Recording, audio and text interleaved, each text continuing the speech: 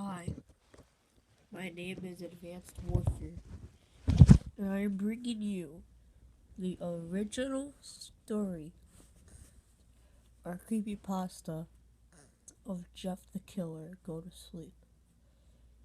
This does not belong to me, this belongs to Mr. Creepypasta. Link in the description. One of my favorite creepypasta people. So sit back, relax, and enjoy.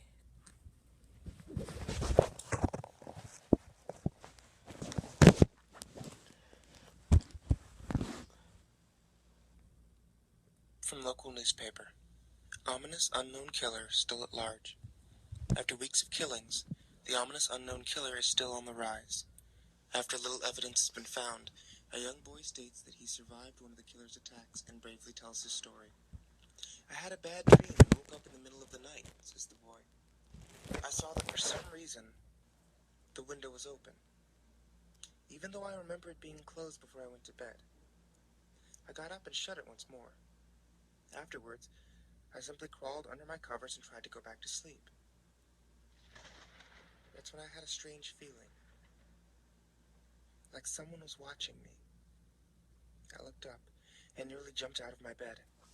There, in the little ray of light illuminating from my curtains,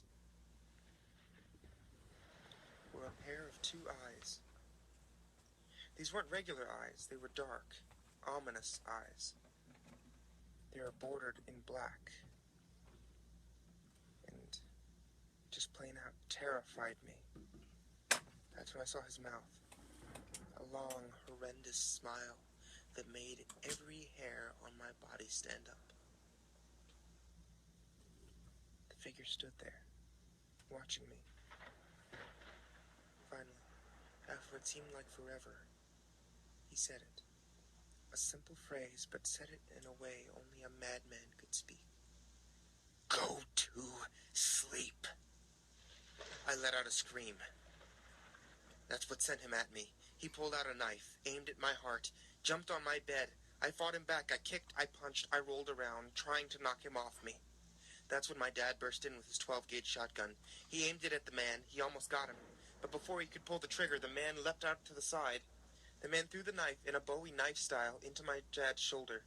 He let go of the gun. The man probably would have finished him off if one of the neighbors hadn't alerted the police. They drove into the parking lot and ran towards the door. The man turned and ran down the hallway. I heard a smash, like glass breaking. As I came out of my room, I saw the window that was pointing towards the back of my house was broken.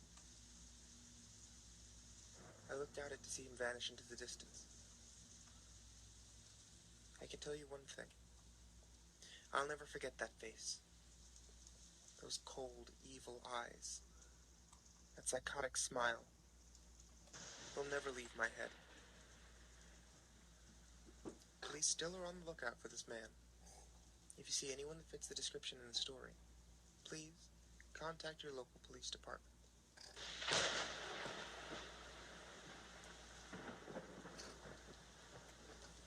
Jeff and his family had moved into the new neighborhood.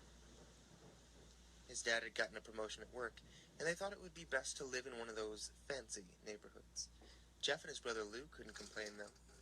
A new, better house. What was not to love? As they were getting unpacked, one of their neighbors came by. Hello, she said. I'm Barbara. I live across the street from you. Well, I just wanted to introduce myself and to introduce my son. She turned around and called her son over. Billy, these are our new neighbors. Billy said hi and ran back to play in his yard. Well, said Jeff's mom, I'm Margaret. This is my husband Peter, and our two sons, Jeff and Lou. They each introduced themselves, then Barbara invited them to her son's birthday. Jeff and his brother were about to object when their mother said that they would love to. Jeff went up to his mom.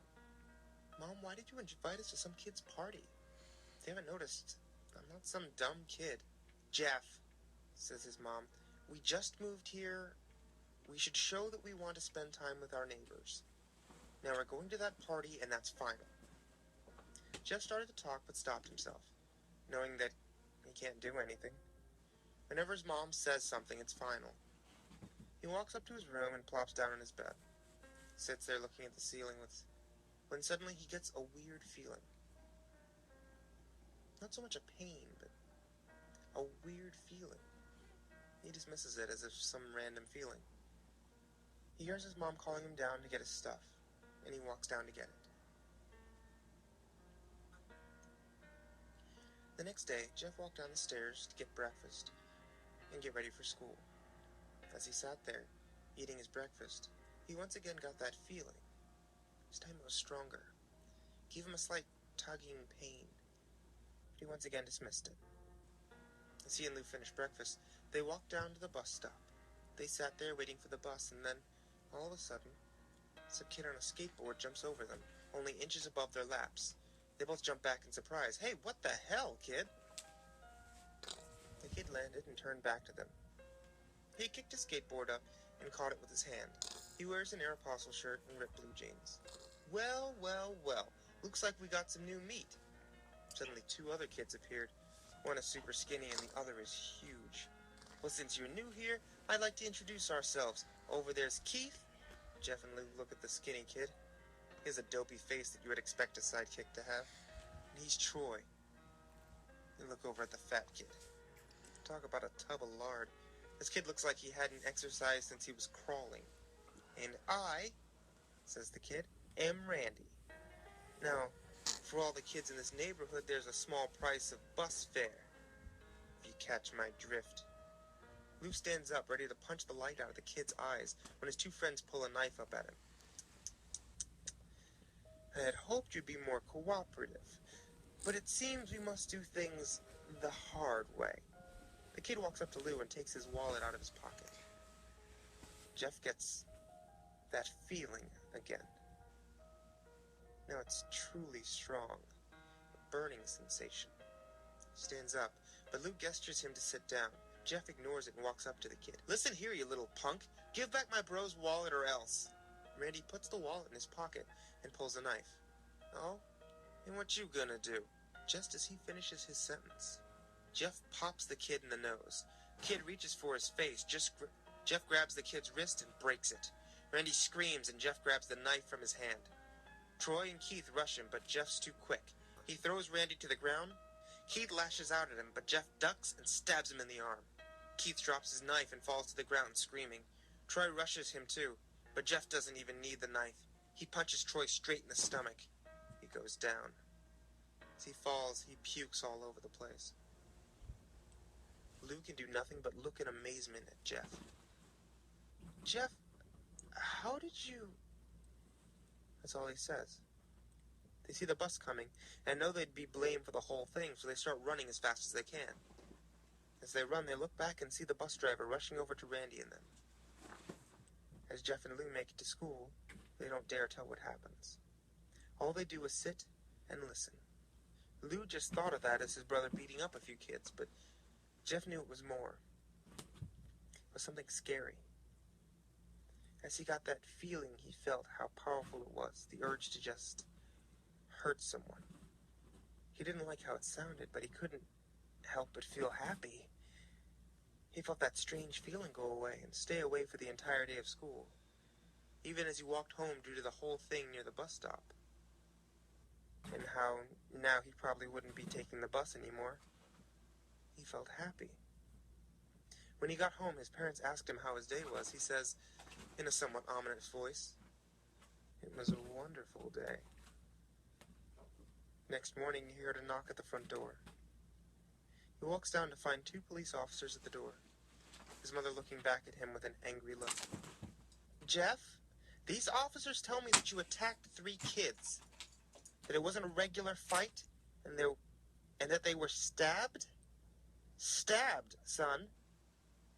Jeff's gaze fell to the floor, showing his mother that it was true.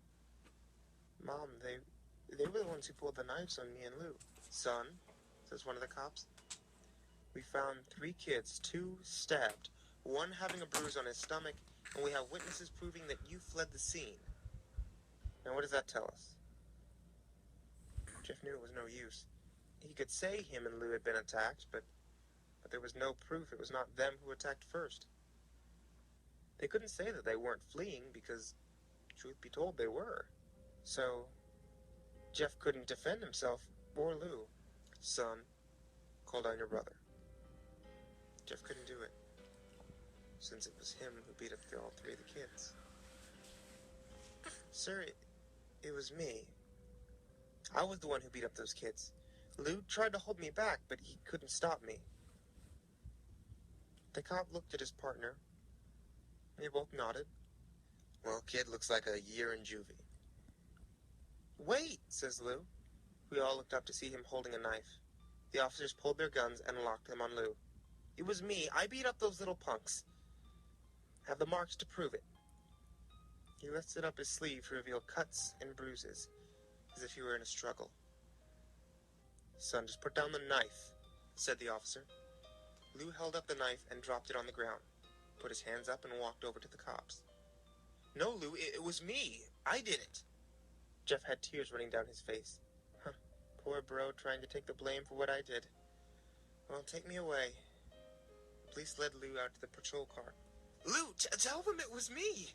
Tell them I was the one who beat up those kids. Lou's mother put her hand on Jeff's shoulder. Jeff, please, you don't have to lie. We know it's Lou. You can stop. Jeff watched helplessly as the cop's car sped off with Lou inside. A few minutes later, Jeff's dad pulls into the driveway, seeing Jeff's face and knowing something's wrong. Son, what is it? Jeff can't answer. His vocal cords are strained from crying. Instead, Jeff's mother walks his father inside to break the bad news to him. As Jeff weeps in the driveway, after an hour or so, Jeff walks back into the house, seeing his parents were both shocked, sad, and disappointed. He can't look at them. He can't see how they think of Lou when it was his fault. He just goes to sleep, trying to get the whole thing off his mind. 2 days go by, with no word from Lou at JDC. No friends to hang out with. Nothing but sadness and guilt. That is until Saturday, when Jeff is woke up by his mother, with a happy, sunny face. Jeff, it's the day, she says as she opens the curtains and lets light flood into Jeff's room. What's today? Says Jeff as he stirs awake. Why, it's Billy's party. Jeff is not fully awake. Mom, you're joking, right? You don't expect me to go to some kid's party after... There was a long pause. Jeff, we both know what happened. I think this party could be the thing that brightens up the past few days. Now, get dressed. Jeff's mother walks out of the room and down to get herself ready. Jeff fights himself to get up. He picks up a random shirt, pair of jeans, walks down the stairs. He sees his mother and father all dressed up. His mother in a dress, his father in a suit. He thinks why they would ever wear such fancy clothes to go to a kid's party. Son, is that all you're gonna wear? Says Jeff's mother. Better than wearing too much, he says. His mother pushes down the feelings to yell at him and hides it with a smile. Jeff, we may be overdressed, but this is how you go if you want to make an impression, says his father. Jeff grunts and goes back up to his room. I don't have any fancy clothes, he yells down the stairs. Just pick something, says his mother. He looks around his closet for what he would call fancy, and he finds a pair of black dress pants he had for special occasions and an undershirt. He can't find a shirt to go with it, though. He looks around and finds only striped and patterned shirts, none of which go with dress pants. Finally, he finds a white hoodie. It's lying on a chair, and puts it on. He walks downstairs to find his parents are all ready. You're wearing that?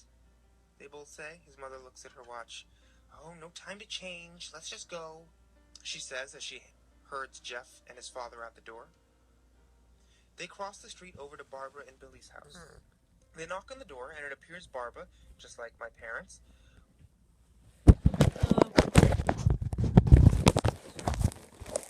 Yeah, guys, part 2 is coming right after this. Hope you guys enjoyed. Leave a like, comment below.